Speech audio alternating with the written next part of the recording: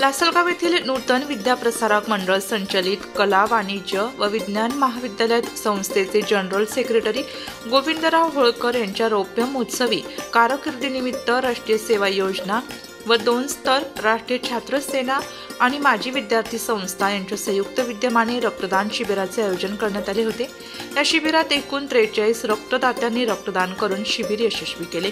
या प्रसंगी संस्थेच्या इंग्लिश मीडियम स्कूलच्या विद्यार्थिनी आणि महाविद्यालयातील सर्व विद्यार्थिनींची मोफत हिमोग्लोबिन तपासणी देखील करण्यात आली। तसेच या प्रसंगी उपस्थित सर्व मान्यवरांच्या हस्ते महाविद्यालय परिसरात वृक्षारोपण देखील करण्यात आले। कार्यक्रमाच्या अध्यक्षस्थानी महाविद्यालयाचे प्राचार्य डॉक्टर आदिनाथ मोरे उपस्थित होते।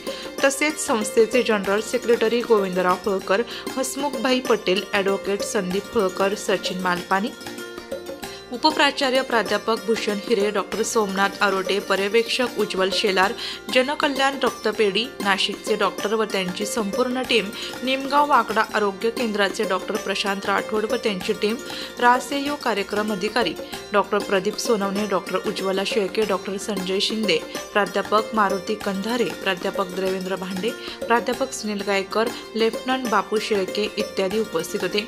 यावेळी प्राध्यापक मारुती कंधारे यांनी सूत्रसंचलन केले, तर उज्ज्वल शेलार यांनी कार्यक्रमाचे प्रास्ताविक केले आणि प्राध्यापक सुनील गायकर यांनी कार्यक्रमाचे आभार मानले।